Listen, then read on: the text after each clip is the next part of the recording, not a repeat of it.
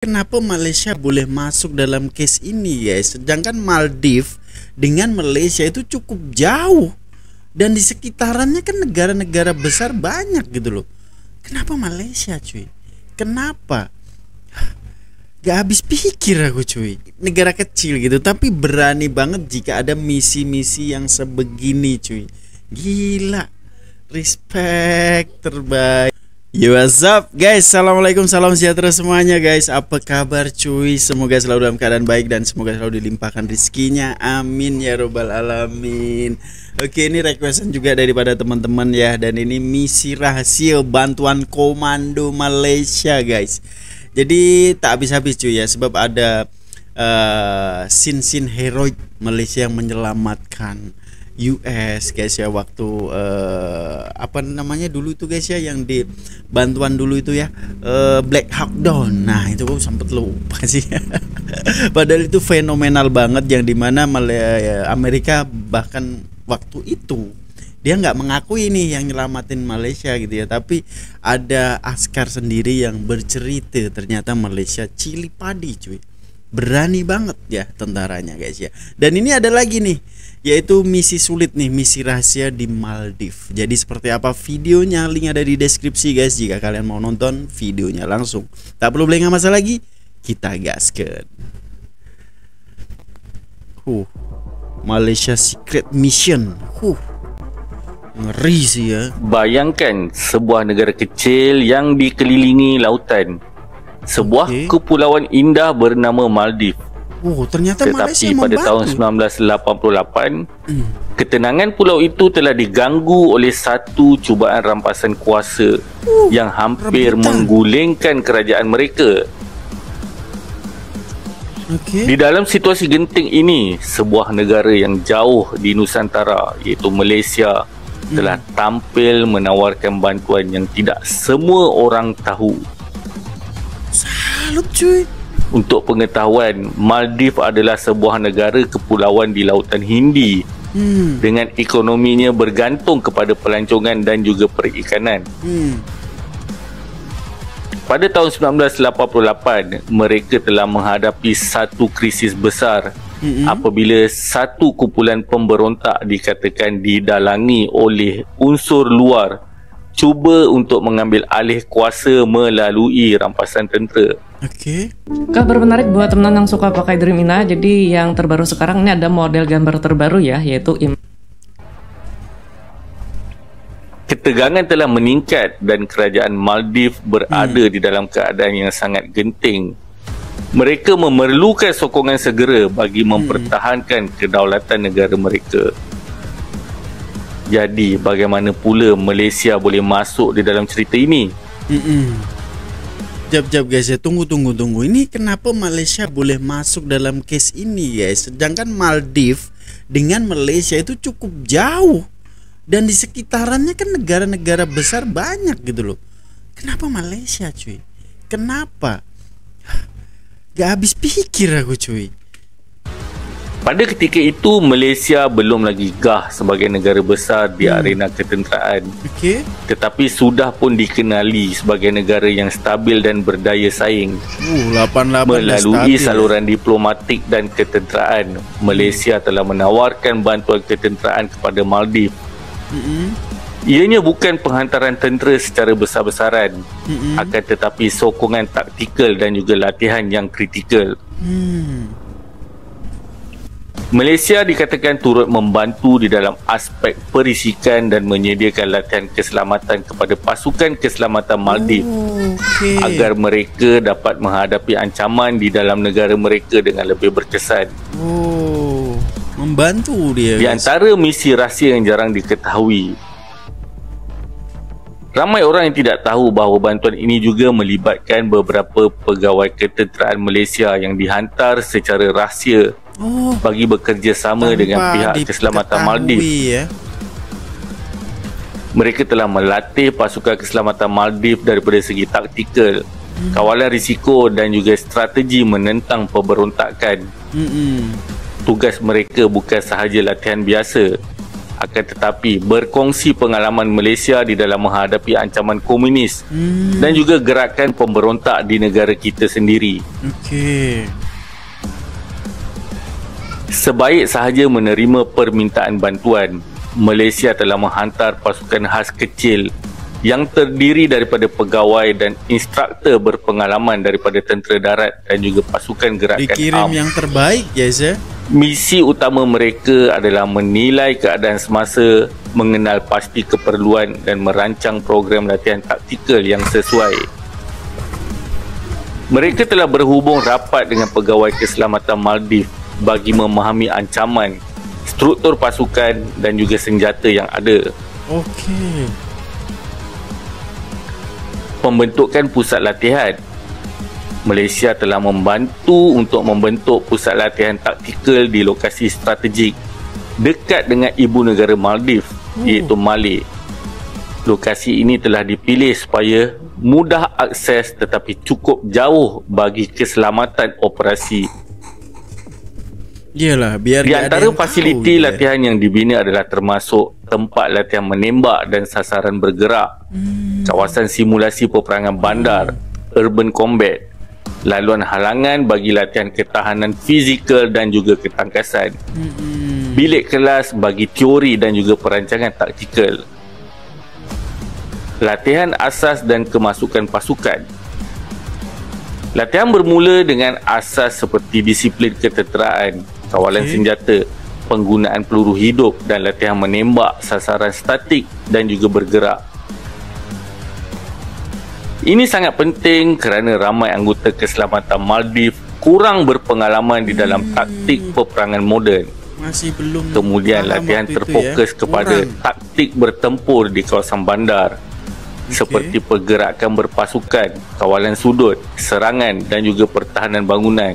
Okey. Latihan kawalan kerumunan dan operasi anti pemberontak. Nah, itu Bagaimana perlu belajar. menghadapi kumpulan pemberontak yang bersembunyi di dalam kawasan kampung dan juga hutan. Latihan pengintipan dan juga risikan. Bagaimana untuk mengumpul maklumat tanpa dikesan. Penggunaan penyamaran dan pemerhatian jarak jauh. Aduh. Malaysia telah membantu Maldives untuk upgrade penggunaan senjata mereka dan memperkenalkan beberapa jenis persenjataan moden pada waktu itu. Di antaranya adalah senjata api ringan Ilmu yang M16, berharga ini. AK-47, bergantung kepada stok yang Maldives ada, pistol servis dan juga senapang mesin ringan, granat tangan dan bahan letupan kecil untuk latihan serangan jarak dekat dan pengusiran musuh daripada bangunan.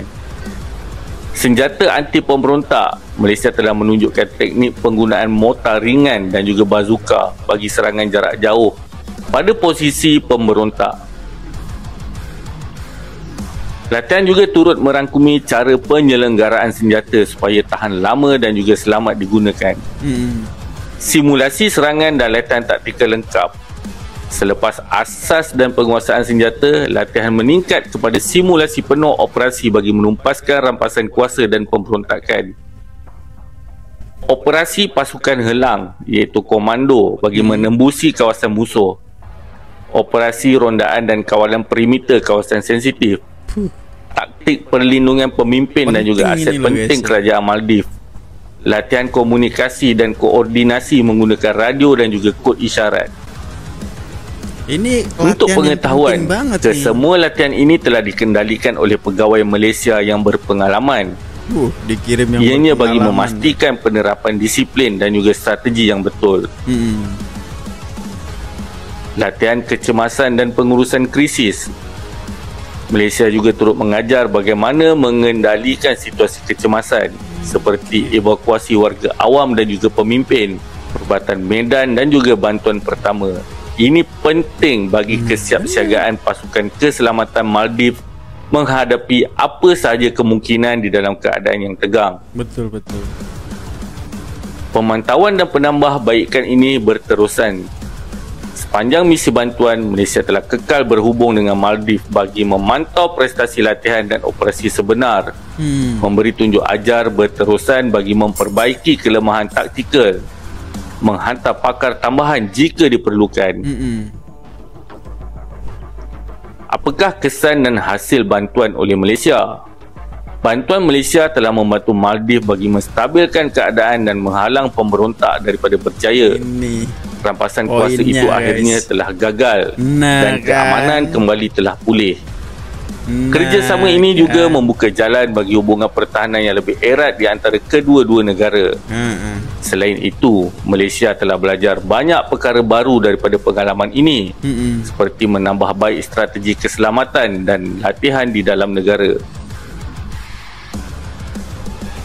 Apakah warisan dan pelajaran daripada operasi ini?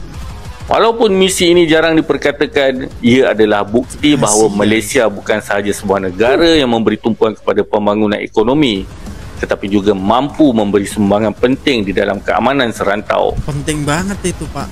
Cerita ini mengingatkan kita bahawa keamanan itu sangat rapuh dan perpaduan serta kerjasama di antara negara adalah kunci bagi memastikan keselamatan bersama. Betul. Apa yang kita pelajari daripada kisah ini? Bahawa di sebalik kisah damai dan keindahan ada perjuangan yang tidak dilihat oleh mata. Malaysia adalah sebuah negara yang kecil tetapi berani, pernah mengambil peranan besar di dalam menjaga keamanan rakan serantau. Gila banget guys ya. Sebab ini negara kecil gitu, tapi berani banget jika ada misi-misi yang sebegini cuy. Gila, respect terbaik guys ya. Ini adalah misi yang waktu 88 cuy, yang dimana Maldives ini diserang gitu ya, mau diambil alih guys ya, tapi ini Malaysia datang untuk membantu. Dan ini pelajaran penting banget cuy ya. Kalau kita sekedar datang untuk membantu tembak sana tembak sini itu ya biasa cuy. Yang mempunyai keahlian ya yang membantu itu tadi ya, tapi ini memberikan ilmu guys, yang dimana ini bisa digunakan sampai ke sekarang detik ini. Itu yang dilakukan Malaysia. Ini bukan kaleng-kaleng cuy ya. Sebab dia memberikan ilmu yang positif, yang cara-cara, dan yang dihantar ke Maldives itu sendiri adalah yang terbaik untuk mengajar di sana guys ya. Walaupun ini tahun 88 cuy, tapi Malaysia sudah mumpuni gitu guys ya. Sudah mempunyai pengalaman yang cukup tinggi, cukup bagus guys di medan ini. Respect banget. Dan pasti hubungan Maldives dengan Malaysia pasti berjalan bagus dong, harmoni dong pastinya guys, sebab ada cerita kisah yang seperti ini. Respect. Dan akhirnya Maldives berjaya nih menumpaskan para gerila-gerila itu guys ya. Aduh, keren banget sih ya ini cerita-cerita tentara nih. Aku suka guys ya sebenarnya, sebab kalau tidak ada guys ya, cerita ataupun pengorbanan itu tidak ada kita sekarang ini guys ya, pahlawan guys ya. Oke, masa itu teroris Tiger Tamil Elem TTE kalau tak silap yang pergi serang Maldives, dan pada masa itu Tun Dr. Mahathir adalah PM. Permintaan Maldives untuk bantuan ketenteraan dengan pantas tidak dapat dipenuhi oleh Malaysia pada masa itu.